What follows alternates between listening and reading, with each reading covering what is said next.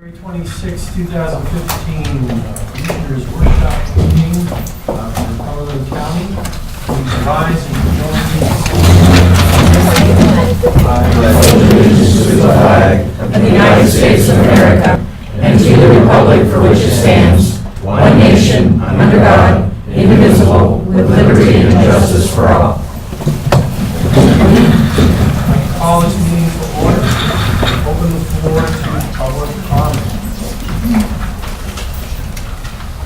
Hearing none, seeing none, we'll move on to item number 3 on Bob DeGrossa, motion to execute declaration of February 2015 voluntary separation benefit contributions for county residents. Good morning, Commissioners. As part of our voluntary separation plan, at the first Commissioner meeting of every month, the Commissioners are to declare the voluntary separation plan contributions for any employees who left prior month and met the plan requirements. So there were 2 in the month of February, so on Monday, I would ask you to make a motion to execute the declaration of the February 2014 voluntary separation benefit contributions for the county residents. Any questions? Thank you, Robert. Moving on then to item number 4, call on Terry Barley and Kirk Stoner to discuss transportation service for seniors to all libraries in the Cumberland County Library System.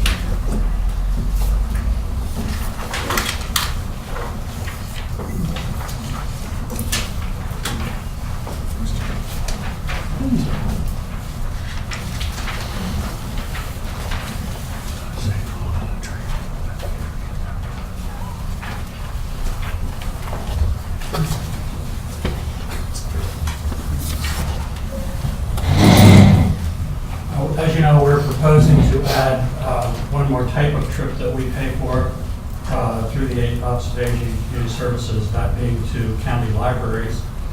I gave you a 2-sided handout. One side is the types of services we currently provide under existing policy, and the other side is the amount of money we spent during calendar year 2014, so you have some idea of the amount and types of trips we provide. I'll start with the expenditures from last year, and they're divided into 2 groups, 60 to 64 and 65 plus. The lottery does not pay for transportation for folks under the age of 65.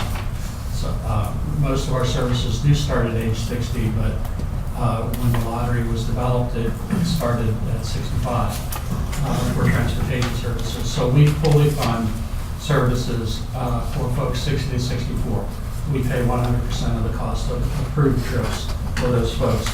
So you see that in calendar year 24, we provided 5,138 of those trips to 87 different individuals.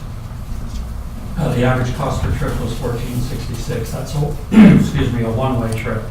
So if a 62-year-old goes to the senior center, we pay $14.66 average going and coming back. The amount we expended last year was a little over $75,000 for those folks. The 65 plus category, the lottery pays 85% of the cost of a trip for a senior 65 and over.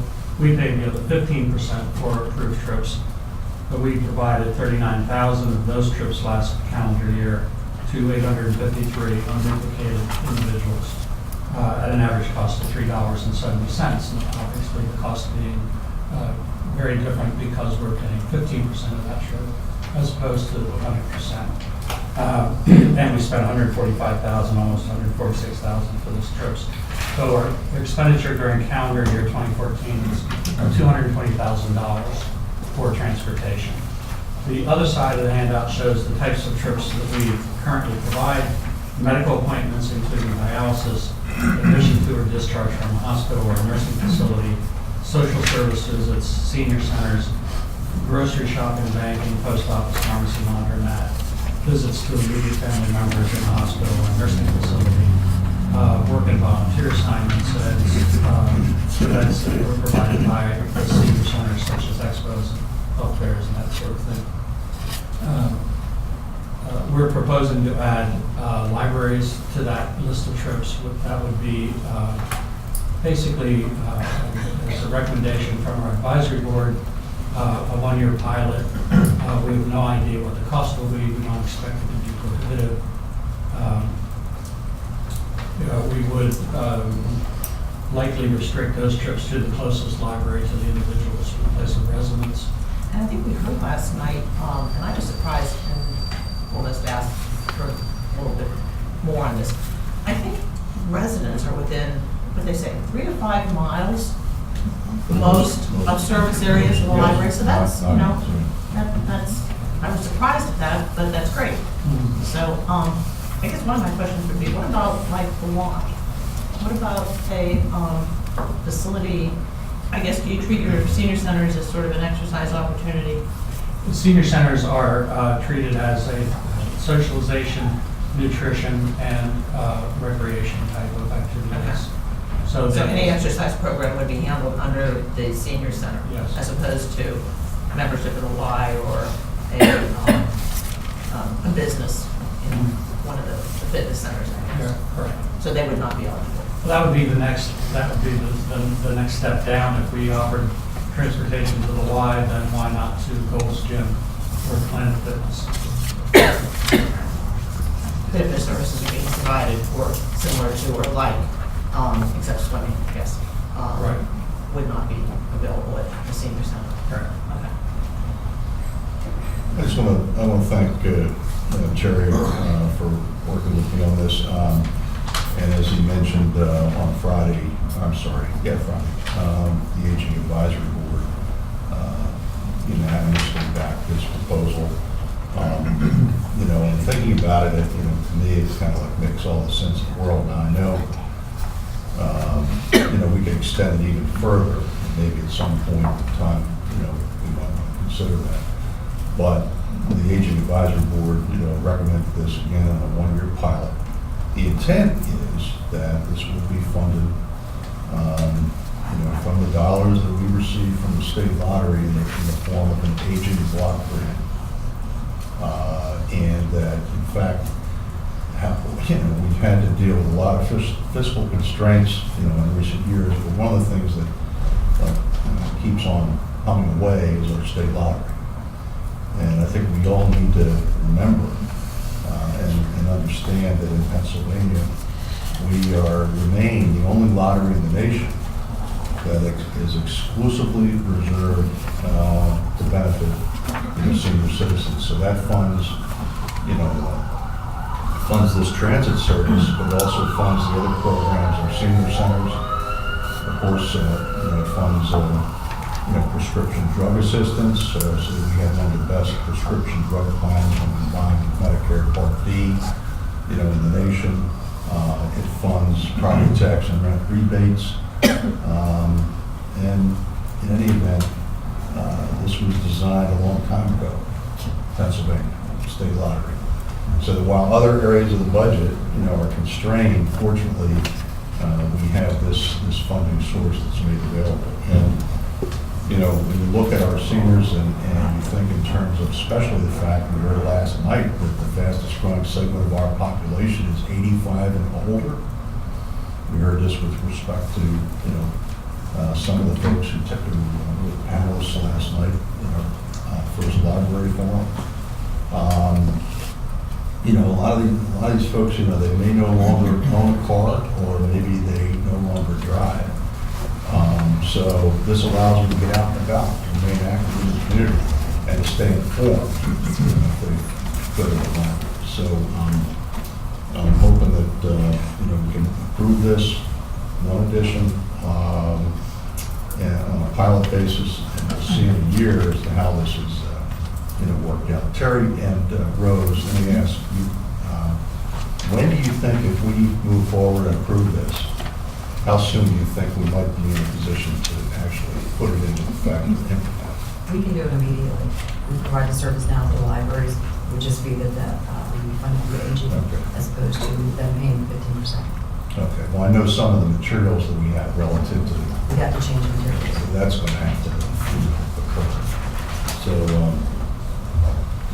okay, like Terry mentioned, right now, in Cumberland County, and even as we're going to move on to this next topic along the way here, we are still going to be determining folks relative to the kinds of services that are provided. But right now, in Cumberland County, and unlike a lot of other counties, if you're 60 and older in Cumberland County, you can go to the doctors, you can go to the bank, you can go to the grocery store, you can go to the pharmacy, you can go to the post office, you can go to the senior citizen center, you can go to the laundromat, and several other destinations, including visits to your immediate family members, free of charge, by making a reservation with our shared ride transit service. It's a tremendous service. And all we're suggesting here is we add one more stop, the public library. So I certainly would ask for my colleagues' support on this, and hopefully we can act on Monday. I need to mention, we do not anticipate using county general fund revenue for this program. It would come totally out of our state funded budget, nor would it require any additional staff. Okay, that was where I was going next, is that, so you say you anticipate we're not going to be using general fund money. How strongly do you anticipate that? It's close to 100% of what can be. All right. Willing to bet your time? Are libraries included in any other counties? Actually, Check. every county is different in terms of what the area agency on aging pays for. Okay. Again, folks 65 and over can go to the library at any time, but they'll pay the 15%. Which would be under like the general shopping or Many of the AAAs in our area don't pay for 60 to 64-year-olds at all. And again, that's not a mandatory service, it's a service we've always provided. And those folks, you see, it's fewer than 100 folks. But those folks have no other way of transportation. They do need that service.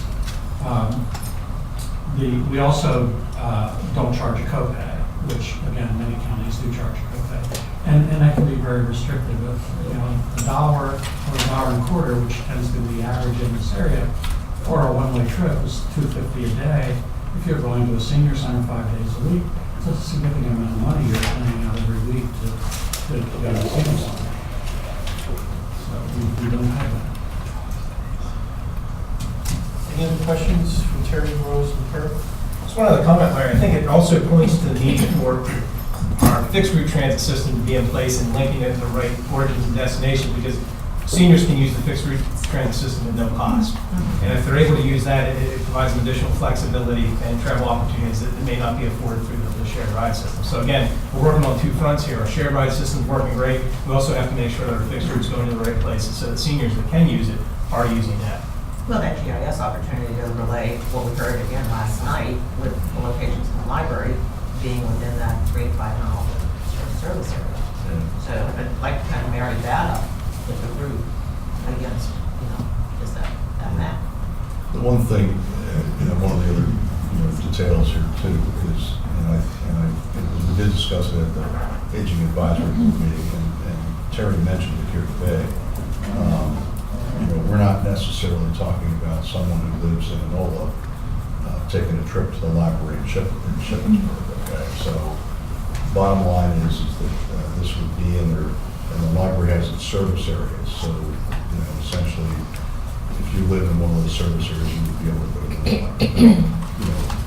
In immediate West Shore, where you have Frederickson, you have East Pennsburg branch, that's all one service. So I would assume if somebody lives in East Pennsburg, they could go to either the East Pennsburg branch or Frederickson.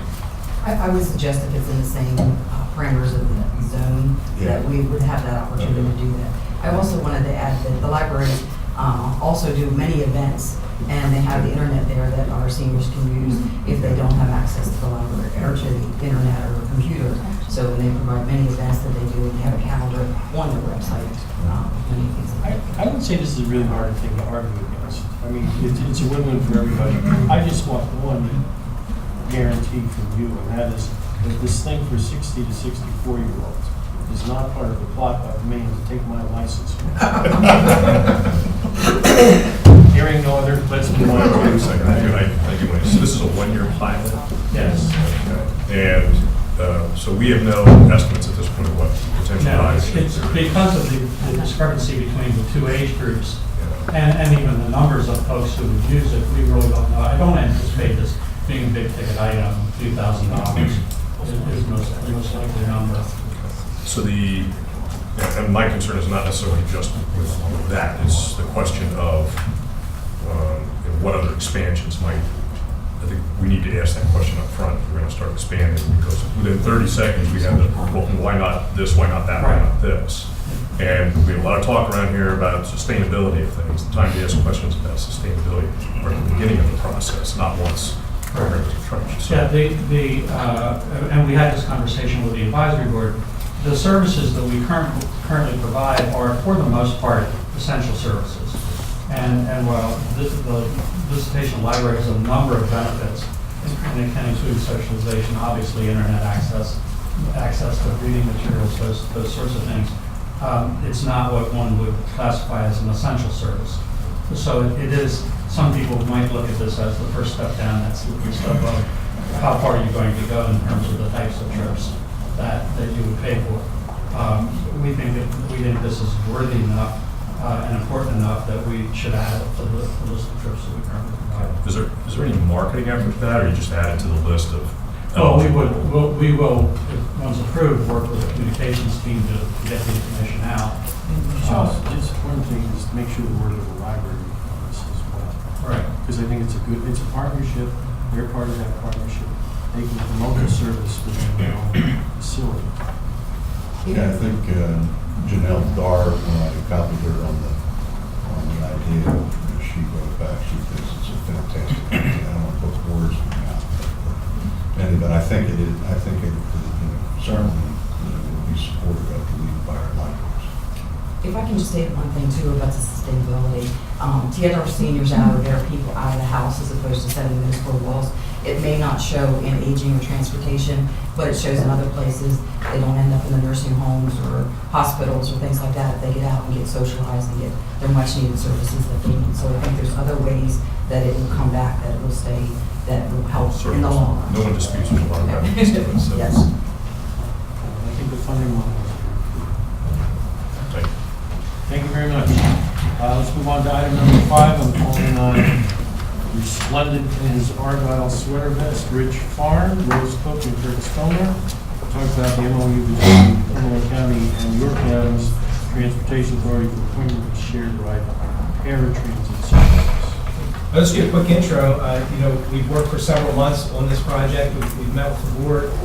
We've met with the employees of Cumberland County Transportation Department. We've done a lot of coordination with private transit. So we're at a point where we have an MOU before the board today, where we would, if approved, appoint the York Adams Transportation Authority as a shared ride coordinator for Cumberland County. We would also work over this between now and July 1st. July 1st will be the effective date for that. We work between now and then. There's obviously a lot of paperwork, administrative, financial issues that we work out and memorialize in a final contract and that YADA and the Cumberland County would approve. We'd also send that to PennDOT. We'd notify our customers. We'd change a lot of the customer contracts, but our goal would be to have this executed in effect for July 1, which is the start of the new fiscal year. So with that, I'll turn it over to Rose and Rich. I'm the Executive Director of Rapid Transit. We think this is a great opportunity. We've had this experience in Adams County and Northumberland County, and the benefits are there. We've seen it twice already.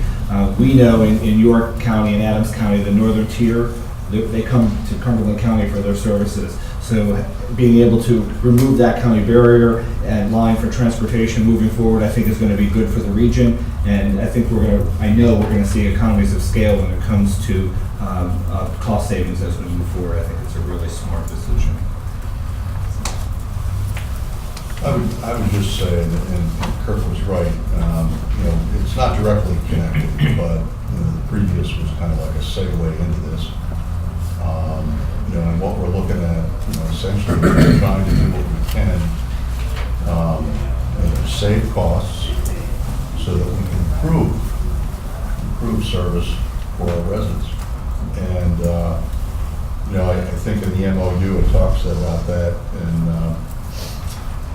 it talks about sustaining service and improving customer service through increased capacity, decreased cost, and improved coordination. I think that kind of like says it all.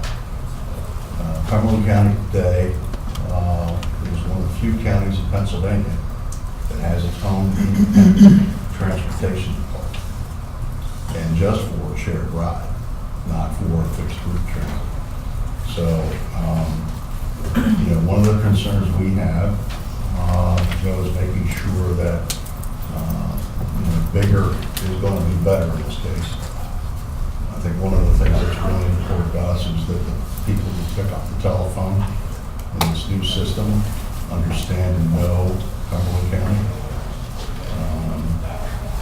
And the other thing that I'm particularly happy to see is that while we will be reducing costs and personnel, down the road, it's through attrition. We have a lot of good people who work in the transportation department. Rose Cook is one right there.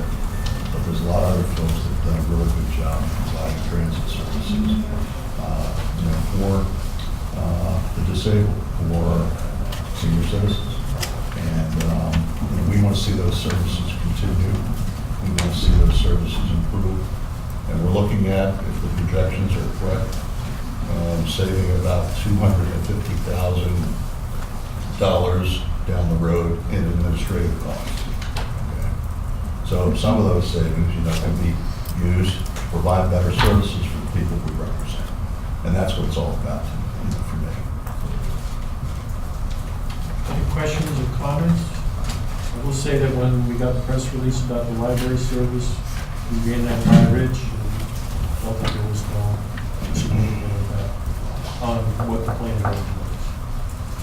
Thank you. I think it's important to look at those back office services that we provide too.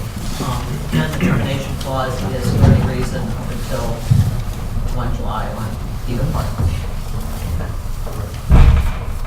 Thank you. Item number 6. This hit song, Bridge Over Troubled Water, discussion of time extension request for part 1 of the agreement of the Roof Bridge Project. Actually, it caught me by surprise. I thought you were talking about another agenda item. It Wolf's Bridge, as you're aware, we're moving ahead with preliminary engineering. We do need an extension on our preliminary engineering contract. That would extend it through March 19 of 2016. Now, if there is a silver lining in this cloud, this request is that we will continue moving ahead. We're assuming things move at the current pace, and we do get some responses from the other coordinating agencies. We're hopeful that we can still keep our initial schedule of late 2017 to look at construction. So we're doing our best. And that's, I know part of you asked why it takes so long. We should know, right? Okay. Now, we just sent a letter to the Pennsylvania Historical Museum Commission. Kind of like pushing them to, let's get moving here. And I'm willing, because I serve in Hatfield, that, we have a meeting tomorrow, to beat the drum on this, moving it up. What is the reason for the extension of engineering to March 16th? Sure. Now, that's the extension date. We'll have this completed before then. The current agreement expires at the end of this March.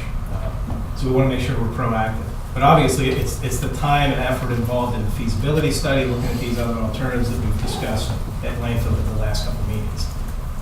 We don't have those involved. We don't have, feasibility studies, alternatives analysis. I think we move ahead much faster. Okay. Well, I'm kind of with the commissioner on this. Okay. I don't know why we keep extending things. If we don't extend this project, this is a priority. Well, no, I mean, we don't. The bridge is closed, okay, and, I think this board would like to move forward as quickly as possible. Township supervisor in Middlesex wants to move forward as quickly as possible. I don't have a problem extending this, but I'm hoping that, we can kick it into high gear. We've pretty much done what we can do at this point. Yeah. It's in their hands. We've registered our strong advocacy for the project and for the timeline. So we don't have a lot of choices here. We either extend it or we don't. And like you said, if we don't, we lose the project. Is that it? That's correct. Okay. And we have comparisons. We have Anks Mill Road Bridge where we're using our money on our schedule. We complete the bridge from concept to construction in 18 months. We're 12 months, 18 months in on this one where we haven't passed engineering. So we have a proven track record of delivering projects when it's using our money and some of these other constraints are in play. Okay, keep pushing. Kirk, isn't it true that ever since they made that movie, there's been a shortage of Legos and it's really hard to get? All right, any other questions for Kirk? Thank you, sir. Let's move on to Sandy Moyle and take us through contracts and grants. Good morning, everyone. I'd like to call on Wendy Schaefer to discuss the agreements between Aging and Community Services in New York, Perry, and Franklin counties and UCP regarding pass-through funds, and an agreement with Vicki Bear regarding professional services. Wendy? Good morning. The first four agreements with York, Perry, Franklin County, and UCP is strictly for pass-through funds. Cumberland County has been designated to coordinate services and activities for the Pennsylvania Link for Service Area 9. These contracts will just allow us to pass through that money to those counties and UCP. The second agreement is for Vicki Bear. It's for RN services. We currently use BevChrist for that service. This one will be used only when Bev's on vacation or when she's not available. Questions? Are there any questions? Thank you. We'll move on to agreement between Children and Youth and Kids Peace National Centers, Inc. and the Bear Foundation of Pennsylvania. Nikki? Morning. I'm here for the two contracts. Both of them are placement facilities for our kids that we use. The Kids Peace has no increase to their contract. The Bear Foundation does have a 2.49 to 2.53% increase. They haven't had an increase in the past 4 years. They're still on the lower end of one of our providers that we use, and we need to work with them to negotiate that cost. Thank you, Nikki. Next, we'll have Annette McCullough discuss the submission of a grant application for music therapy program and a second grant submission for DTW for durable medical equipment. Annette? Yes, we're proposing receiving permission to apply for the Pennsylvania Department of Health for up to a maximum of $50,000 grant.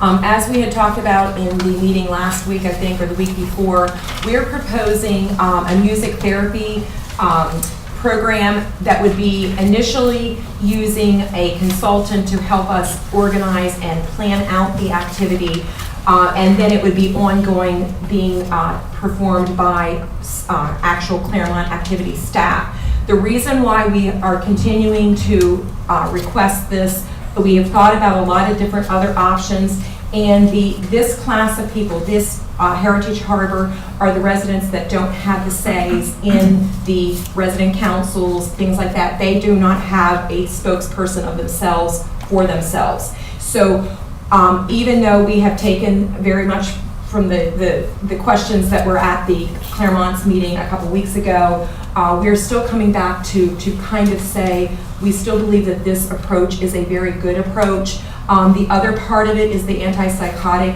meds that have now become the quality measure on the STAR rating.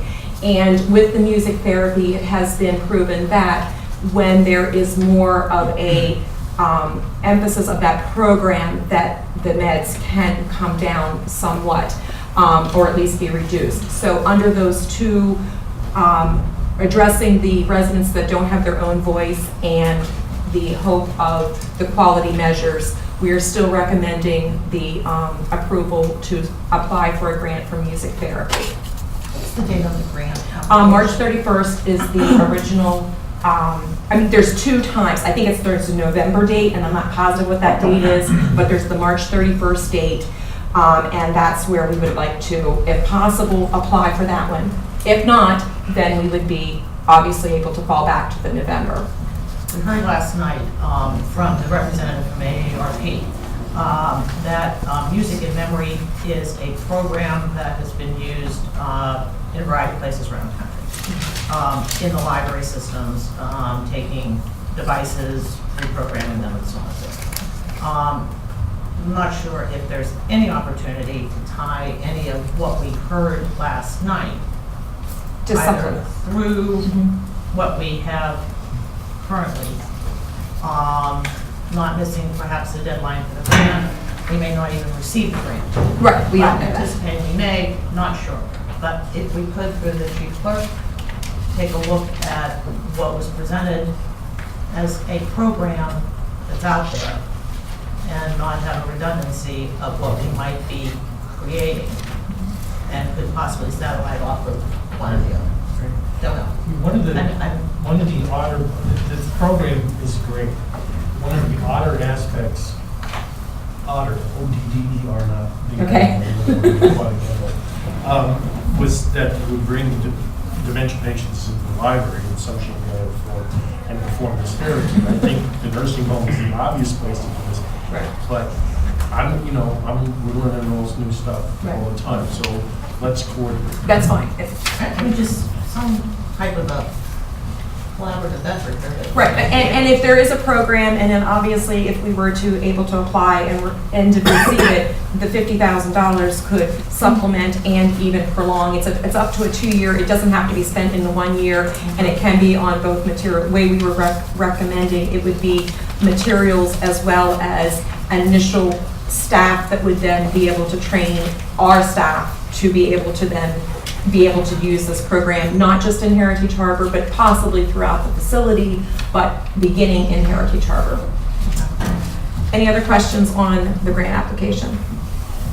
I think what we heard last evening, on this whole issue with respect to folks who suffer from dementia, that this is one way to provide some enjoyment to those people who suffer from that debilitating disease. And so I think that we should try to move forward with this.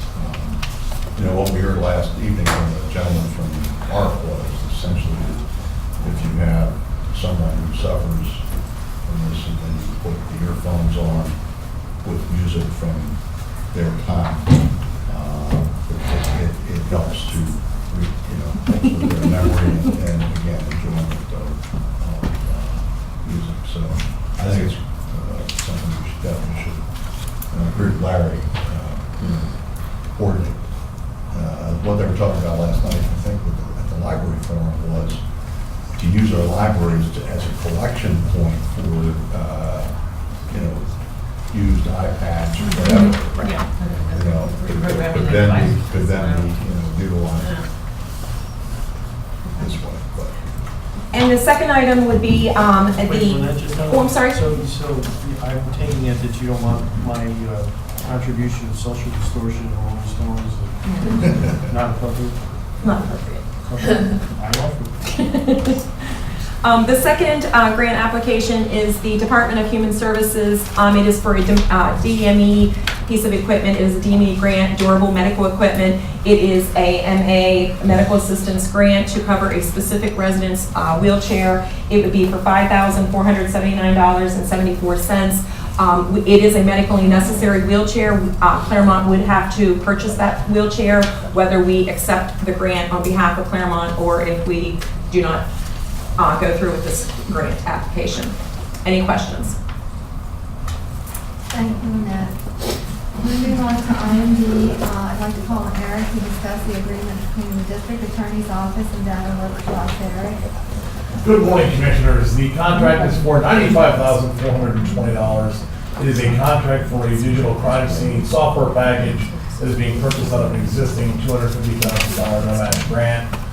It's a crime scene package for categories of collection and categorization and distribution of crime scene photos and digital evidence collected in crime scenes. And I'm sorry, Eric, where does the funding come from? It's out of an existing $250,000 grant from PCCD no-match grant. Thanks, Eric. Next, I'd like to call on Melissa Cavanelli to discuss the agreement between District Court 19201, Judge Fager's office, and Tidy May Cleaning Services. Thank you. Judge Fager's office has decided to go with a cleaning service rather than an employee that they were sharing with 2 other courts. They were having some difficulty with scheduling that around and everything.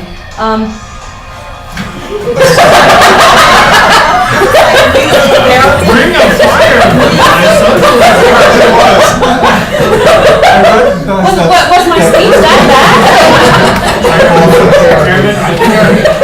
that was silly from the store. Motion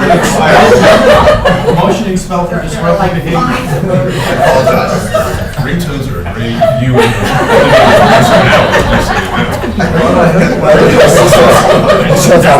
Fire myself. Now we know what his therapy Back to Tidy Mates. Back to Tidy Mates. The contract with Tidy Mates will actually be less expensive than using the employee. The employee hourly came to about $2,100 a year. What they were using, the Tidy Mates contract is not to exceed $1,860 a year. Thank you, Melissa. Item number F, Holly Sherman is here to discuss the agreement between Human Resources and U.S. Health Works Medical Group in Pennsylvania. Christie Hall. Good morning. This is an annual renewal of contract with U.S. Health Works to provide certain screenings and vaccinations to employees of particular departments in the county, and the rates are staying the same from last year's contract. Any questions for Holly? Thanks, Holly. Item number G, Earl Rice will discuss the 4 agreements for the prison. Earl? Morning, Commissioners. The first agreements, there's 2 with the PA Chiefs of Police Association. These are maintenance and technical support agreements for our CPIN and live scan instruments, which are located in central booking. Live scan, of course, is the electronic fingerprints that we transmit from state police. CPIN or digital imaging, which gets transmitted to the state police as well. One agreement is for $7,450 and the other one $7,037. Questions about that? The agreement with Home Paramount Pest Control is our annual pest management agreement for $1,140. And the agreement with the Pennsylvania District Attorney's Institute is for our participation with the automated statewide victim notification program for $6,583.70. That fee is paid for out of the inmate canteen fund. That money is not expended out of the general fund. Any questions for Earl? Thank you. Thank you, Earl. Item number 8, Bob Shively is here to discuss the radiological emergency response plan. Bob? Requesting your approval, actually review and approval of an updated radiological emergency response plan in preparation for our biennial federally evaluated 3 Mile Island exercise in April. We've updated the plan, and we have a copy of the plan if anyone needs to see that, but just mostly modifications to change it into an electronic format and add a few items. Any questions for Bob? And I think from Public Safety Review Team, there was an item that was going to come on to be at least acknowledged at the workshop and then voted. Was that the certification for you? That should be complete already. It was for the plan, for the radiological plan. No, there was something on Public Safety at the review team that required my signature that was going to be put on the workshop, so to be reported into the minutes and then presented. Michelle for deputy coordinator? No, Okay. no, it was Michelle's thing, I think it was a result of the. It was a result of the recertification. There were like 20 some odd things that Barb had to sign, Right. and it had to come to the meeting. So we needed a signature for, yeah, it was the signature for the That's right. updated plan. Yeah, Oh, All okay. right, so this is it. Yes. And this is the summary. Yeah, that's the summary of the updates. All right, just want to make sure that it's on. Yes, you can sign, yeah, you can approve it and sign it Ben Monday. Okay. Thanks. Thank you, Bob. We move on to item number I, recycling and waste. Justin Miller is here to discuss the submission of a grant application and an agreement with the Borough of Carlisle. Justin? Morning, Commissioners. First item, I'm requesting your signature on the annual recycling coordinator grant application for EUP. That is a reimbursement application. It's actually for expenses for calendar year 2014. They will pay up to 50% of salary, benefits, travel, books, periodicals. I do want to point out that it's not an automatic, here's what they paid me, give me half of that. I have to submit a daily log that shows, time, including recycling, time, vacation time, and any non-recycling time. But since my main focus is recycling and waste, all my time, other than vacation time. Did you say vacation? What's that? Vacation? How about leave? So, any questions? I'm estimating it's, the DEP has a spreadsheet, $33,000 approximately. Nothing's changed from the other years. Same arrangement. Yep. Second item is this is our 11th agreement for the new yard-based equipment program structure. This is with Carlisle Borough, identical to the other 10 we've done. That leaves us, in 2014, we had 12 users. The only one I've not heard from is Messiah College. They only use one of the machines, and they use it every other year, and they only put about 10 hours a year on it. They've had some personnel changes. I'm not sure if they're going to sign up or not, and I wouldn't be surprised if they wait until next year when they're going to use the equipment. So I'm happy, though, to get the other 11. I think that's really good. Any questions for Justin? These are mostly our larger municipalities, Justin? Yes, larger ones that have been mandated to have a leaf waste recycling program. Thank you, Justin. Item number J, Sergeant Jason Corral will discuss the DataWorks Plus CNET computer software. Good morning. This is an agreement between our office and DataWorks Plus, who has the CNET software that the prison, CID, and pretty much every other law enforcement agency in Cumberland County utilizes for their records keeping, for their CAD system. And this agreement is at a very reduced rate for our first year as a read-only price for us to fully utilize it, to see if this is something that how much we use it. And then going forward, based on our officers' usage, we will agree upon a reduced rate price based on our usage. I think this will significantly help our guys with our incident report writing and communication amongst all the law enforcement agencies in Cumberland County. And our guys are doing protection orders, confiscating the weapons, and doing incident reports at the residences. The officers that respond to those residences after that will be able to see our guys were there and what they did. They confiscated, who they ran into, and the incidents that they came upon. So it'll be a good communication tie along with all the agencies in Cumberland County with our office. Any questions? Thank you. What's the cost of this? The cost of this for the first year is $2,326. That's the read-only basis, and then, so you're going to for a year? Yes, that's for the first year's price. And then from that point forward, we will negotiate the price based on our usage. They're able to view or see how much usage our office used. Oh, okay. So, and based on the number of officers is how they come up with the price amongst all the agencies in Cumberland County. So they do not officers, and then they come up with a calculation. I think our office calculation was like $7,000 for a full usage. They brought it down to $2,326 for a read-only trial first year period to see how everything goes and how much we do use it. So there's no documentation of your guys' part. It's going to be monitored by both providers, so it's just a matter of their... Correct. We'll be able to track our office usage. And this is a question for Bob. Bob, doesn't almost everybody else in law enforcement use CNET? I think everyone in the two departments. Two local departments? Yes.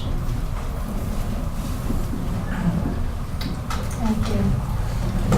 Item number K, Michelle Cyber is here to discuss the request to approve the sub-grant award for Rights and Services Act of 2015-16. Hi, I need you to sign an award letter from PCCD. They gave us $179,048 for our RASA grant. Michelle, I can wait till Monday? Yes. Thank you so much. Thank you, Stephanie. Moving on to item number 9, call on John Lobb for a presentation summary for approval of expansion project of DPH Vegas office space, requesting report with an addendum to lease and construction project. Yes, Commissioners, we have been looking at different space options for District Justice Brubaker. As you know, there's a new owner of the building at Business Central, new landlord, and we were able to readjust some square footage rates, which dramatically saved us a lot of money. And before that time, we were looking at relocating to another area. But after research and everything at different locations in Carlisle with the adjusted lease rate, and looking at the drawings at Business Central, it became evident that it would be easier to renovate the area and increase the square footage of the current area.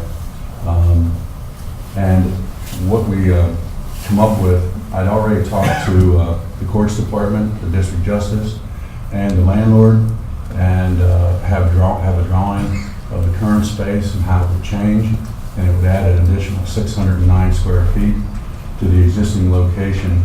And this would bring their square footage to 3,683 square feet. And it would increase the square footage, it would bring it in line with AOPC standards, and it would also change the conference room area. And we would take over the additional area down there. If you're familiar with the area in the hack, where hack was the conference room, we would simply increase that space, and by taking out a wall, and the square footage would remain about the same for the current conference room. It would also give District Justice Brubaker additional square footage, and the additional cost associated with the lease, if you decide to move ahead, would be $7,003.53 per year. That would be the additional cost for their current lease. The annual total would come to $42,354.45 for the district justice. Currently, it's $35,350.92. A difference of, again, $7,353. It is more of a cost to the county to increase that square footage. However, it's a lot less than the $62,032.28 we were paying under the old lease arrangement. I'd also talked to Melissa in the court admin area as far as the need that they have to increase the current square footage. If Melissa would like to comment on the need that they have down there as far as caseload and so forth, you can add anything you need to add to that. Like John said, this will bring Judge Brubaker's court up to the AOPC standards. She doesn't quite meet some of them with their current layout and space that they have. And also, I'm not sure if you've ever been down there, but she has 5 staff members, and they are practically sitting on top of each other in the area where they're at. They do not have a very large waiting room. The courtroom is very small. And again, with the caseload that they have, they really should have a little bit more space. The layout will be much better under the new design. Where's that office hall within the caseloads of, It's about halfway. She's midpoint. And the increase in square footage will put her about midpoint with, where she should be. Again, the layout. No, I meant caseload. Yeah, caseload. She's about midpoint in the judges. Of all the MDJs. Yeah, one of the issues they have, though, in Judge Brubaker's court, she has, and unfortunately some of it's anecdotal because there's not a lot you can, how to track it an easy way. They have a much higher foot traffic volume. There's a lot more people coming into their court regularly. Because she's Carlisle Borough, most of their visits are in person rather than phoning in or mailing in payments. People come in personally. They need a little bit more of that waiting room area. I've been down there on court days, and it's not pretty at all. So, and again, the layout changes that John has in the design, it will make that flow a little bit better. So, John, what you're saying basically is that had we continued to pay the same rates that we have been paying at Business Central, our cost per would be like this. Renegotiated those rates down significantly, and yes, this will bump us up somewhat because it's additional square footage. However, we remain with significant net savings by virtue of the renegotiation of the lease. The other properties we looked at over the past couple of years before the new owner took over were in excess of $11.50 a square foot, which we currently pay. So to relocate would be quite a transition. And also, the renovation costs, the renovation costs, which will be completed by County Facilities Department, the estimated renovation cost will be approximately $40,000.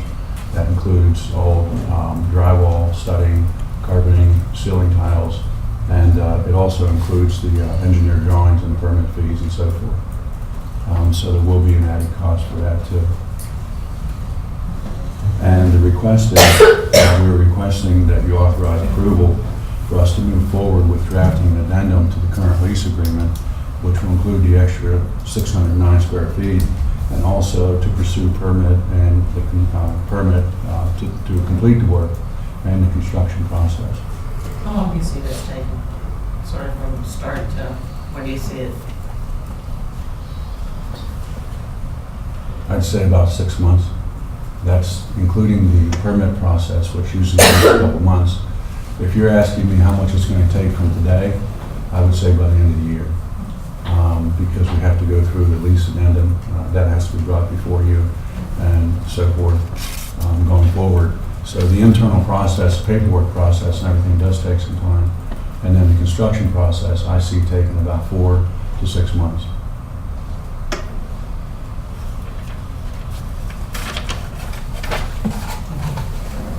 Thank you, John. Thank you, Melissa. Moving on to item number 10 on Charlie Hall, presentation of the Cumberland County Coroner's year-end report. Good morning, Commissioners. I just want to take a few minutes of your time to give you an update on the activity of the Coroner's Office for 2014 and how it compares to 2013 and 2012. Our caseload has increased each year for the last 2 years. Jennifer, you got my presentation up.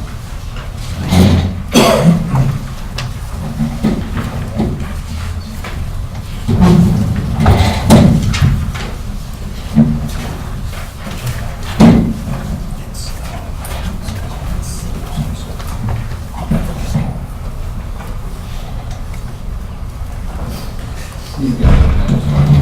You got it.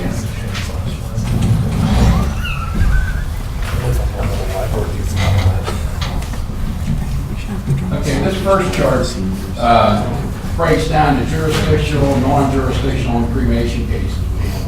The first column is the jurisdictional cases. And you can see from 2014, we had 269. 2013, we had 258. And 2012, we had 242. So they've been increasing steadily over the last 3 years. Same way with jurisdictional cases. Now, you'll see in 2012, it's showing 0 non-jurisdictional cases. That's because I didn't have that data. I didn't track it then. So, and then the cremations have steadily increased over the last 3 years. This year, they're blowing out of the water. We're already up over 200 cremation authorizations this year already. So that seems to be the way everybody's going with taking care of their loved ones. It's cheaper and more economical. Is that 200 year to date, like for 15? Yeah. Really? Yeah. Can we go to the next one? Okay, this, I break down all our cases, our jurisdictional cases, into causes of death, like natural. And you'll see in 2012, I didn't start tracking them until October, so that's why they're only 165. In 2013, we had 500 natural deaths. In 2014, we had 486. And then I break them down by what caused the natural death. In 2012, out of the 165, there was 100 of them caused by cardiac. 2013, out of 500, 285 were cardiac related. And in 2014, 292 out of 486 were cardiac related. Then the other column there is other natural causes caused those deaths. And suicides in 2012, we had 33. 2013, we had 34, and we had a pretty good jump in 2014 to 41. And we already have 6 this year already. So, accidental deaths, 38 43 and 52. And motor vehicle crashes, you want to take notice from 2012 to 2014, they doubled. Now, I contribute that to the increased traffic on our major highways. 81, the Turnpike, 581. Knock on wood, so far, we've not had any traffic fatalities this year yet. Homicides, we had Charlie, one. you don't have data from previous years by any chance on motor vehicles, that's. I mean, you don't have anything. No, prior to that. Prior to I could 12. get it, I could go back and research it. When we went to the new computer system, we lost our case management software, so it's sort of hard for me to track beyond what I have here. Well, I'm just looking at that, I mean, it shows a significant jump in motor vehicle fatalities, from 12 to 14, from 13 to 14, So, and you said so far this year, we don't have any. So far this year. We've had some close calls, we had two lined out this morning, so. But that's why, I mean, it would it might be helpful to if we're gonna make any judgments with respect to, what this means, if we could see maybe some previous years too. Okay, I'll try to get that information. Homicides in 2012, we had one, we had a jump to 4 in 2013, and we had 2 last year. Drug deaths, everyone knows, is on the rise. Actually, 2014 should read 35, not 25. Charlie, does the drug category include the heroin? Or is that broken out? Yes. All drug-related deaths are classified as drug-related deaths. Then, as you see, I break them down for heroin in the next column. We not only have a heroin epidemic, we have an opiate epidemic. That's the problem. People are getting addicted to opiates, and then they transfer to heroin because it's cheaper and easier to get. And I noticed on the news this morning that there was a report out of Cumberland County from York County. York County Coroner's Office talking about the significant jump in heroin deaths. York County's really getting hammered, and they're close to Baltimore, and that's where their stuff's coming out of. I mean, the whole area is being hit by this. Correct. Open and heroin.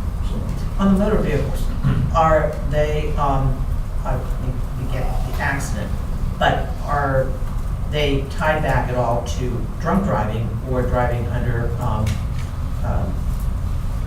drugs? Yeah, some of them are. So really, those numbers then could go to both columns. Correct. Okay. I mean, we've had, well. I mean, there could be an accident, just an Right. accident. The But drug-related deaths are where drugs actually caused the death. Right. Okay? But the drugs may have caused the motor vehicle accident that ultimately did cause the death. Right. I mean, they're in the motor vehicle crash, their cause of death are usually the injuries received in the accident. But if you're impaired. But if you're impaired, that might have caused the accident. Right. The actual cause of death was the injuries you received in the accident. I assume the same holds for instance, my uncle had a heart attack at the wheel of the car and crashed, and it was not until autopsy that they realized that he had the heart attack. Correct. I mean, the one we had where the tractor trailer went through the building there at the with the MRI. Yeah. He had a heart attack, which caused him to drive off the road, but the injuries in the accidents are actually what killed him. And it's the autopsy that determines which was the Correct. And like I say, the heroin's broke down. You see a significant jump from 2012 to 2013, down just a bit in 2014. But out of those 35 cases in 2014, there were 17 heroins, but there was probably another 11 opiate related. So they're all really connected. And then the autopsies in 2012, we did 69. We jumped up to 102 in 2013, and then in 2014, we got it back down to 70. Now, we haven't done anything different procedural-wise in our investigations. In 2014, we were very fortunate in our investigations to obtain medical records and other related information that we can, within a reasonable scientific certainty, determine someone's cause of death without knowing. That's why they're down to 70. This year started out in a bang. We did 9 autopsies in January. We haven't done any in February. Before you move on, just one thing for future use, for ease of understanding this, could we maybe, wherever you've got the route, could we put a rule down because I'm listening to you trying to follow this and trying to read it and analyze at the same time. So natural is cardiac and other grouped, then. Well, natural is a natural death. It's not accidental, it's not suicide, it's not homicide, it's just natural. Several of these, like drug and heroin, are grouped. So it would be helpful to me that when you're doing a breakdown, that they be separated somehow with a line to show the groupings. Okay. Or am I missing something? Well, I think you're worried about double counting or double reporting. Yeah, well, I just want to know which columns go together. well, your drug-related deaths are all considered in your accidental column, okay? Yes. Unless we can prove he intentionally took the drugs and committed suicide, Right. which is very rare, we classify it as an accidental death. Unless you're in Hollywood. That's right. Okay. Next slide. So you're saying, for example, just so I understand, those 35 drug deaths in 14 are also included in the accident column of the 52? Well, yeah, they're considered accidental deaths. Well, I would say all, unless I look at each one, see which one. There may be a couple suicides thrown in there too, I'm just trying to understand, I mean, these are not necessarily individual incidents that you can all total on. Is that right? No, I mean, if you would try to total all those numbers up, they're gonna exceed my numbers of jurisdictional cases stuff. Okay. Yeah, So in other words, some of them are. some of the 35 are in the accidental Column. 52 Right. number. Right, and some of them may be in the suicide column, Okay. I guess that's what I'm thinking. I'd like to see the aggregated number and then the breakdown. Okay. If there's some way to do that, you folks. Yeah, I can do that. Thanks. Next up is the overtime. 2012, our overtime was right around $40,000, $39,000. We had a pretty good jump in 2013. Some of that is our caseload increased in 2013. But I made a schedule change in January 2014, which cut the overtime back down to a reasonable level. Our caseload's up in 2014 compared to 2012, and you can see our overtime rate just about what it should be. Next one. And the revenues over the last 3 years.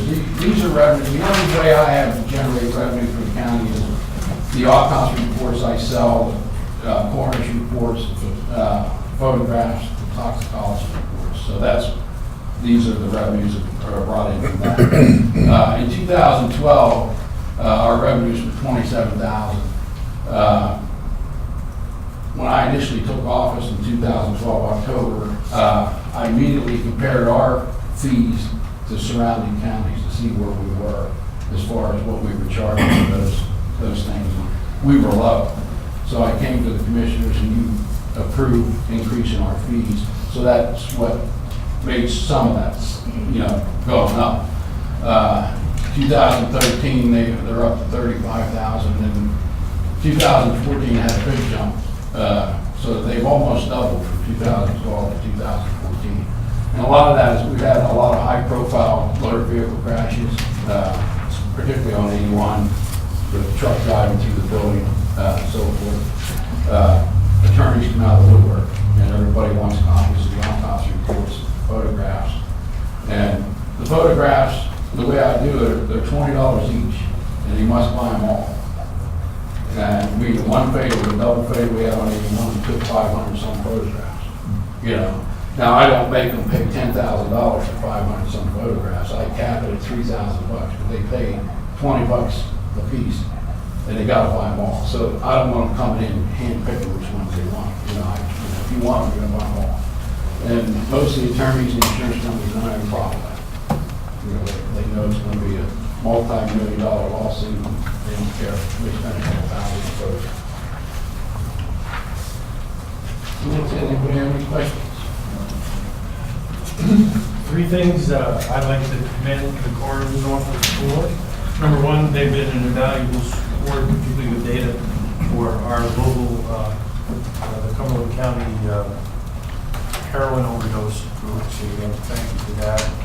Second, for Charlie's efforts to, in conjunction with our solicitor's office, to engage Dr. Ross, which across the river rather than having to go up to Allentown, which I think saved money. And then overall for Charlie's success in managing that budget. So, thank you.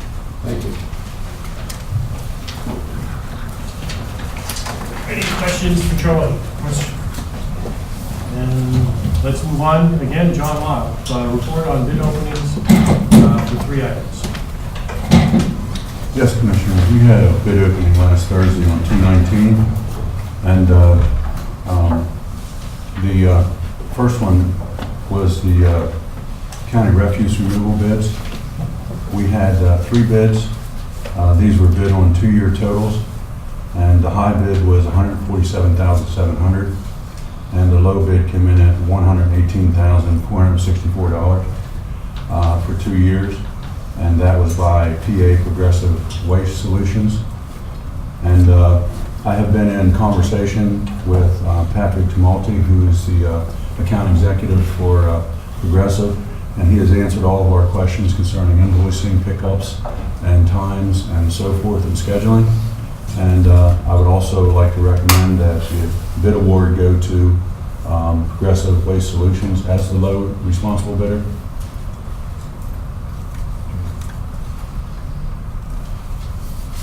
Any questions? How's that cost relate to what we were previously paying? That will be an additional $25,674 per year. However, the last 3 years, that bid came in lower than 2006 and 2009, so we were getting a very good deal at that time. And these all the bids came in line. The other bid was $120,000, so they were all within what they should be for 2 years. We can take all these bids together with knowledge, or do we need to pull them out? You don't necessarily have to acknowledge them, they were all announced back the bid open. The second one is for the old jail paving. There were 8 bids, 8 vendors bid, and they were opened up on Thursday. They ranged from a high bid of $36,897 to a low bid of $17,961. Now, when I'm giving these totals, they include line painting. They are the totals, and they include line painting. And for the old jail, there was a cubic yard price, which was also included in that, which includes 1 cubic yard. However, there will be an additional cost because we're not sure how deep, how wide we're going to have to dig to figure out why the pavement is sinking at that particular location. So, but the low bid is $17,961 by Fayetteville Contractors Incorporated. And I have researched and I have sent letters of recommendation for all 3 bids to the solicitor's office. And they are Maryland, PA, Virginia, and West Virginia certified. They're licensed contractors. Their references include the Borough of Rainsboro, the boroughs of Chambersburg, Letterkenny Reserve Center, and Penn State Mount Alto. And they have been in business since 1941, doing paving since 1972. I would recommend low bid of $17,961 be awarded to Fayetteville Contractors Incorporated for the old jail paving. The next one is for the... What was the range again, John? That's the low bid, $17,961. What was the... $36,897. The next one was for Rittner paving. There were 9 vendors who bid, and they were opened up on 219. The bids ranged from a high of $462,061.80 to a low of $267,295.15. The low bid was Shoe Looser paving. It's Slusher paving. That was just an inside joke between me and Slusher. It is Slusher paving. And that was for the whole project. If you award the whole project, instead of awarding it by zone, you will save over $10,000 because we asked them to bid by zone in case you wanted to just award 1 zone or 2 zones. So they all bid per zone. All the bids came in less for the entire project except for 2, but the low bidder is still Slusher paving at $267,295.15. by looking at that area down there and everything that's going on, it's only going to get worse. We bid at a very good time because oil prices were down and so forth, so I would recommend that you award the entire bid to Schlusser Paving instead of trying to award in zones through the upcoming years, because it will cost more for the county to do that than to do the whole project at one time. And you see the paving projects beginning as soon as the weather gets started? Yeah, I've already talked to Schlusser Paving about scheduling if awarded, and the asphalt plants will open up soon. We've had an unusual winter with freezes and stuff like that, but they should start paving projects around April, May, June, and so forth. And I've already talked to Penny in elections about how we'll work with her and schedule during elections. I think some of those conversations came up by the commissioners, and we will work around that. It'll either be done before or after the elections, as far as that side.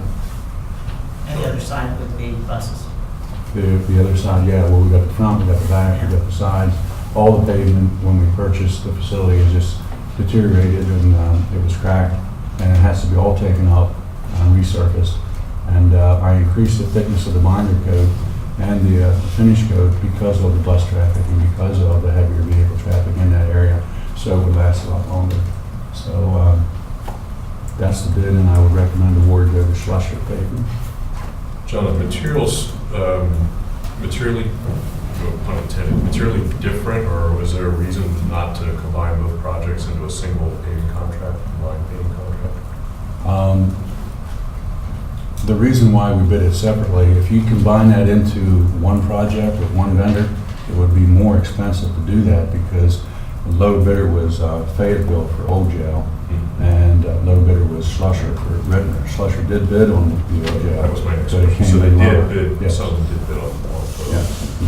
Yeah. The only possible upset would be that if both projects were combined, you may have gotten separate line painting vendors and separate paving vendors, which might have expanded the field a little bit, but that's...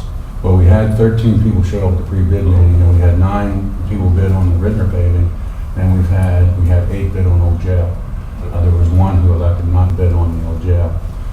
Those are the most I've ever had show up in any paving pre-bid meeting. So I think we bid it at a very good time. Good. I'm just asking a question. But I have asked before too. Now, both of these services, the line paint and the in-place paving, are also bid by the Capital Council of Governments. Have we ever talked to them about perhaps piggybacking on that? Yes. As a matter of fact, last year I did do a preliminary bid through the COG. Actually, the Old Jail came in. I believe the bid from the COG last year for the Old Jail was in the $30,000 range. I had talked to different vendors, and they said you're really not saving anything because it is a prevailing wage project. So we actually saved money by bidding it through the county. Now, the bid was lower last year for the Rittner property. However, I decided to increase the thickness of the binder coat and the paving, which brought that up somewhat. But I believe bidding it either way, by talking to the vendors last year who bid through the COG, they said it would be just as cost effective as you did that through the county. So that's a good question, and I did actually pursue that. And there were a lot of situations with the legal situations with the solicitor's office and so forth at that time. There was an awful lot of questions about determining the prevailing wage and all kinds of legal questions. I trust you to parse this out the right way. You're far more expert at this than I am. But I just want to make sure we were expanding our pool as much as possible. Yeah, I talked to Ann about that on several occasions last year, and that's where we came at.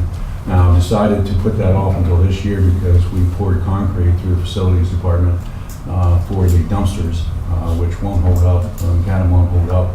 So we poured concrete, we got it all ready. Everything's ready to pave right now, so.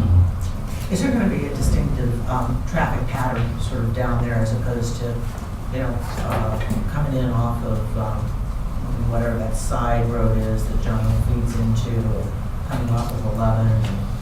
There's nothing in, There's really nothing right now. there's nothing as far as arrows pointing which way the thoroughfare goes. Right. I'm not exactly sure if that would confuse or make it better, but we do have the line painting, the handicap spots, which will be, you know, the line painting is virtually non-existent down there right now, so that will improve. Just whether or not the buses come in from the back, you know, do they access from the back, do they come in from 11, or just wherever they so are? That's why we put that entrance in, and that's what they're supposed to do. To make that mandatory is very difficult, and to monitor that's very difficult.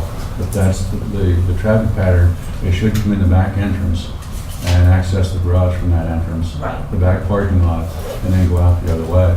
There should be no access through the elections library side and the front side, but there is still some access. Yeah. John, just one more question, kind of a follow-up to Gary's inquiry.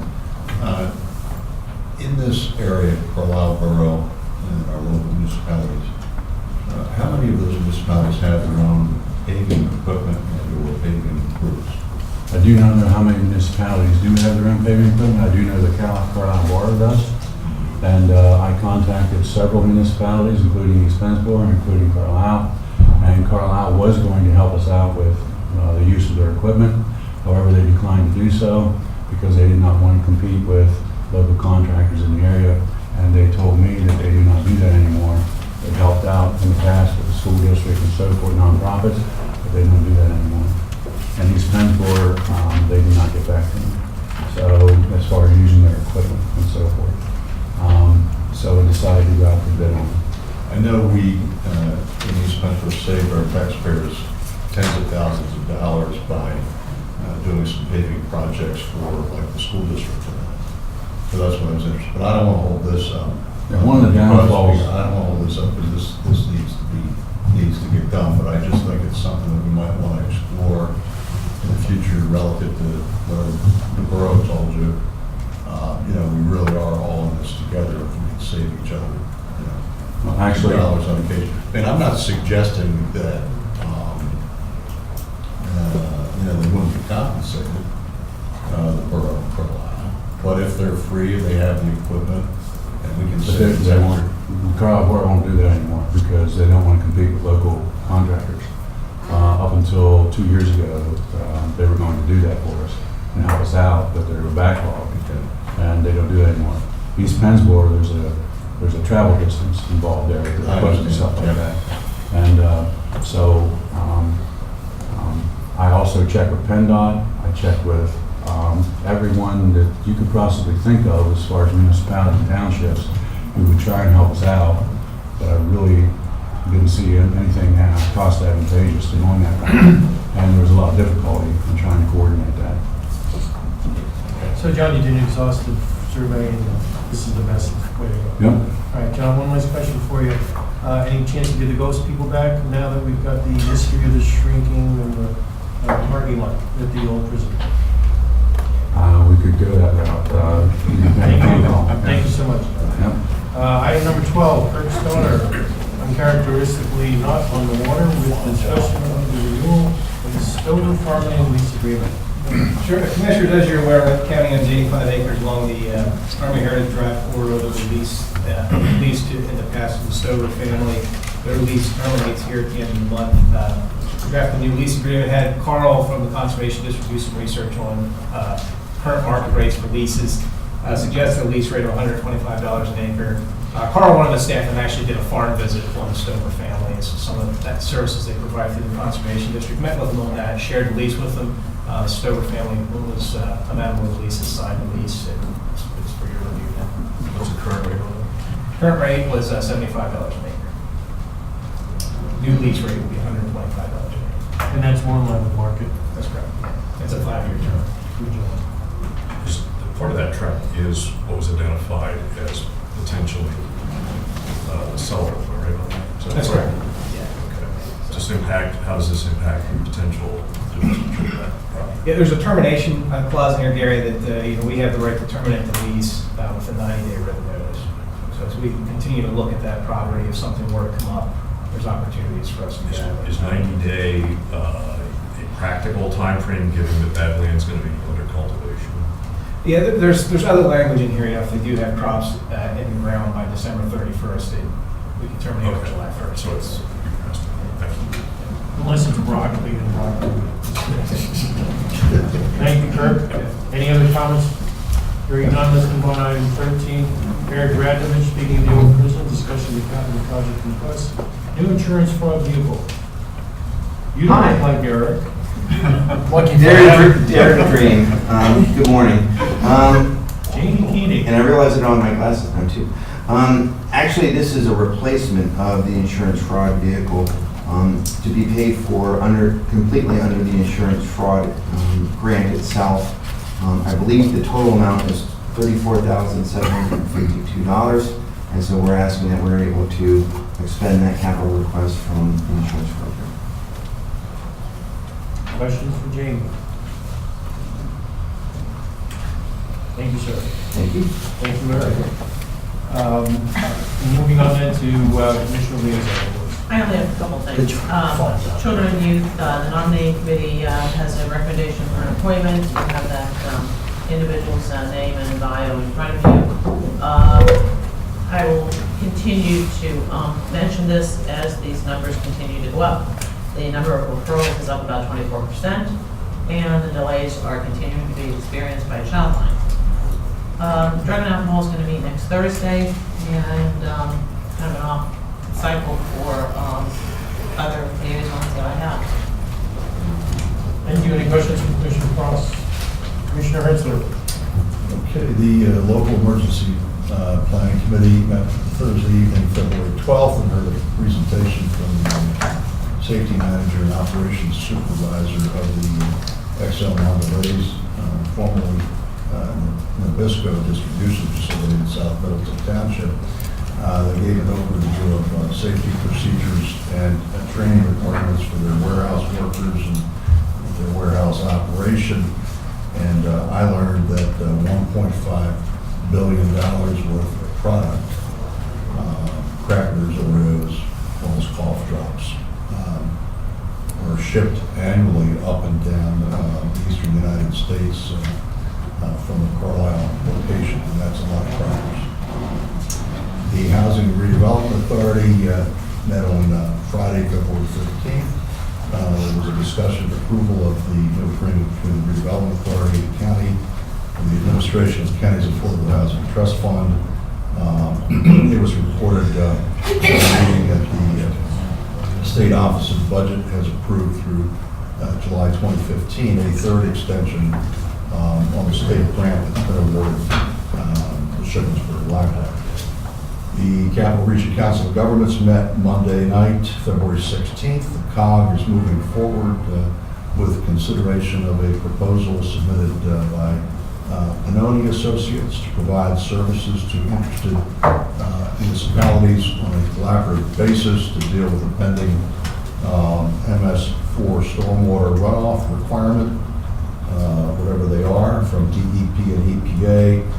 In an effort to save costs at the end of the day, however, without needed funding by the federal or state governments to pay for what they require, I guess we could all hold on to our wallets because this could be just the latest and perhaps one of the biggest unfunded mandates to hit our local municipalities, local taxpayers, and ratepayers. Our county's Aging Advisory Board met Friday, February 20, and in addition to backing the proposal to expend our fare-free senior citizen shared ride transit service to stops at our county's libraries, the board reviewed the stats relative to the number of people who are receiving the various services that are provided through our county's area agency on aging. Vicki Tillixon, a new member of the board that we approved, I think, last week or the week before, was there for her first meeting on Friday. There's currently one remaining vacancy on the 15-member Aging Advisory Board, so I believe we should ask Terry and our communications folks to consider putting out a press release and a notice and pursue a volunteer for that one remaining vacancy. Tri-County Regional Planning Commission Executive Committee meets this afternoon. I plan to be in attendance. The HATS coordinating committee meets tomorrow morning. I plan to be in attendance. That's all I have. Thank you. Any questions for Commissioner Herzog? Commissioner Eichelberger? Okay, next items, the adjustments here a little earlier, and maybe we would let it here mention specifically the horizontal grinder that we authorized some time ago was slated to arrive at the end of business yesterday. I didn't hear if it did come through, but they were scheduled to come in on Monday. They're going to do a startup and training session for our municipal partners on that. It's going to be the Hampton Public Works building throughout the day. So Justin said there's a lot of enthusiasm by our municipal folks for the new machinery, and he expects there's going to be a good turnout as some of those folks get oriented on the new machine. So definitely a nice step to modernize and sustain that valuable program at the municipal level. According to Kirk Stoner, which means it must be true, the planning department is offering another round of its Planning Commission University. April 29th is the scheduled date for that.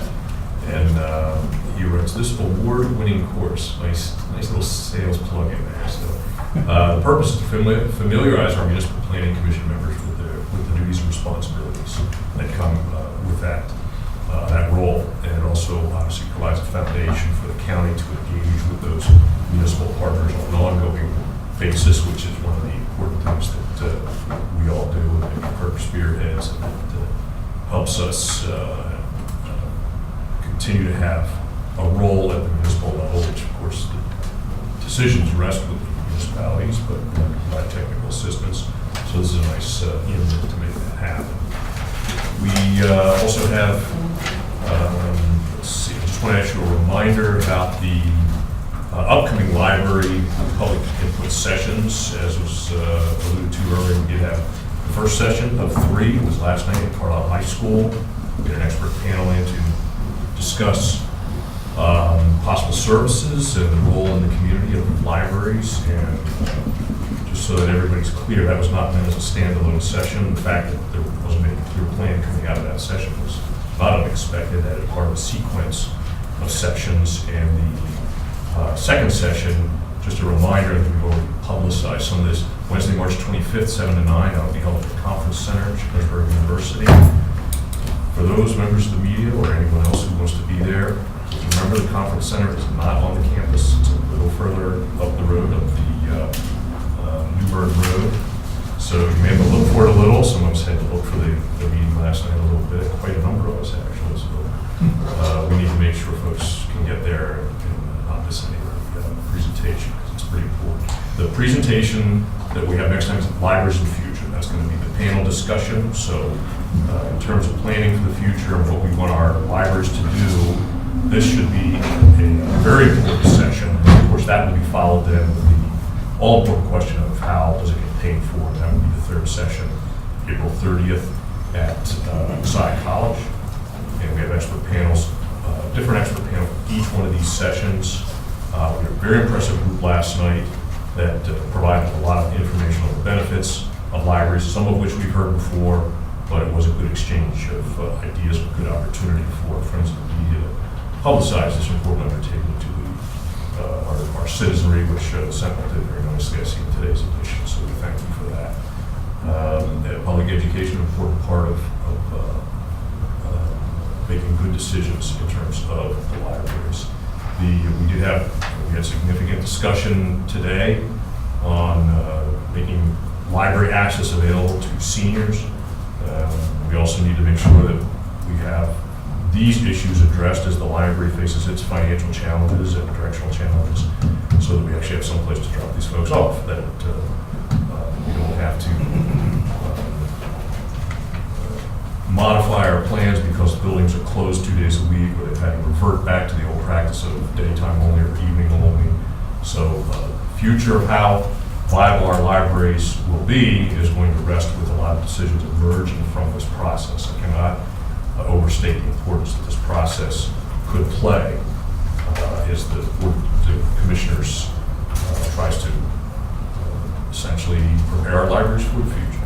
So anybody's participation in that, we welcome. Also, let's see, the EDC, we did have the annual meeting of the members of the corporation at the last EDC board meeting, and we did finalize and approve new slate of officers for 2015, and also some additions to the board. I believe the EDC will be issuing a news release or something with the media folks if they're interested in following up on those appointments. So we are continuing to bring new folks into the board there and supplement the skills of that board in serving us. Just a reminder from MHIDD that March is the IDD month, and our folks over at MHIDD are working with the communications team on producing a video and helping us with that observance coming up.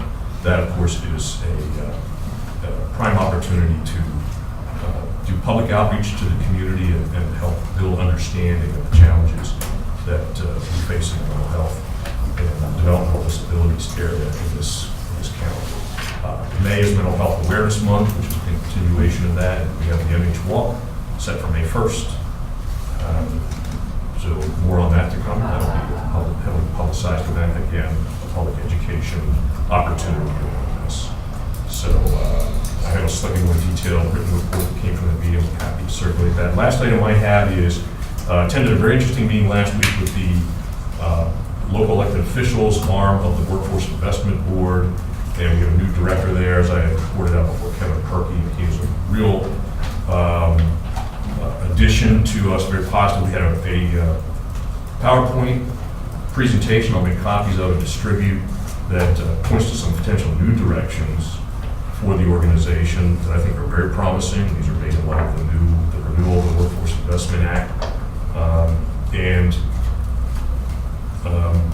We got a profile on a program that Dauphin County has in which they are piloting opportunities to take former incarcerated individuals and put them into trades training to give them a new opportunity when they come out of prison. So it's a pilot program that could possibly be expanded into other areas, and we're going to be watching that very carefully as a regional board to see if there's other opportunities there. Everybody seems very enthusiastic about that, and we believe in Kevin Perkins' hands that has a real potential to blossom. The only other thing I would mention, and Shereen, since you're here, Kevin had provided us with a significant amount of data, economic profiles for each of our counties, and I have quite a nice little packet of information specific to Cumberland County. Some of this data I believe we probably already have, but frankly, at a glance, this looks to me to be as useful, perhaps more useful than what we received from Penn State recently. So I don't know if we have all of this in hand. It is broken out by industry. So I will get copies of this for anyone who wants to certainly pass it on for the planning process. I find this extremely useful. That's all I have. Thank you. Any questions? I just want to bring up two things. First of all, and I joined Gary, and I thought maybe he was going to bring it up at the annual meeting of the Katy board. But one of the outstanding questions is, what their allocation is for the county this year. My understanding, when we adopted the budget, I know my colleagues did not agree to the additional $40,000 collaborative effort that I was trying to engineer with respect to both the redevelopment authority and Katy to kickstart a commercial property revitalization program. However, it was my understanding when we passed the budget that there was $40,000 included in it for Cumberland Area Economic Development Corporation. And of course, there was also a list of other grants that my understanding were included in the budget. I think these recipients should know what they can expect now that we're 3 months into the new year. So I would request if we need to take some kind of additional action, that this be discussed at our next finance committee meeting, so that we can reach a resolution. That's number one. Number two, I know that a lot of good folks have spent a lot of time working toward an update to our comprehensive plan with respect to our county's direction on economic development. But, you know, we have an analysis, we've been looking at various data provided by Penn State and other sources. Because I think originally the plan was, the time frame was that we would hopefully be in a position around this time to consider putting the outline together with respect to the county's update of its comprehensive plan. I would just ask that we try to move forward with a time schedule so that this doesn't, you know, continue to move and the date move. I would like to be in a position, you know, I think we should be in a position to hopefully put the elements of, you know, put a little bit more meat, if you will, on the bones of our county's economic development, smart growth strategy, and we, you know, try to do that if we can in the near future, as opposed to this getting pushed off to next year or the following year or whatever. So it would be nice to have a time frame as to when we can be expecting to look at. Now, I understand, again, a lot of analysis is going on, a lot of hard work, there's committees involved at CADIC, and I know, Kirk, you're up to your eyeballs in the planning department, a lot of different things, but if we could kind of put this up on the burner so that we can move forward with our consideration at some point, the earliest opportunity, I appreciate it. It's already being discussed. Any further comment, question? Thank you. Item 15, I'd like to report on following executive sessions, February 17th, 2015 at 2:40 p.m. and February 25th, 2015 at 1:30 p.m. regarding personnel issues. Item 16, I'd like to request an executive session regarding personnel issues. Is there other business? There is other business. Rebecca.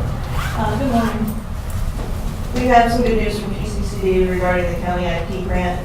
Each year in mid-cycle of that grant, they ask the counties who received awards to verify that they will spend all their money, and if not, to return that. So I received a call last Friday from Jacqueline Wigneck that they are having money returned, and they wanted to let us know if we wanted to review our budget and see if we could use some more funds. So I met with Evelyn on Tuesday. She did an analysis. We'd like to put in a PMR to request $10,000 in drug testing funds because we're sure that we can utilize that. And that puts us back to what we had the previous year before the cuts came through. So that would be restored plus a little bit. And as I was sitting here, I received an email from Chuck Baer about whether there was grant funding available for the electronic monitoring equipment that they need service on. So I told him, yes, I would try to put that in. So we'll ask for actually $12,500 to be restored to us. It's first come, first served, so I will have it prepared today for action on Monday, if that's okay. Any questions for Rebecca? Thank you.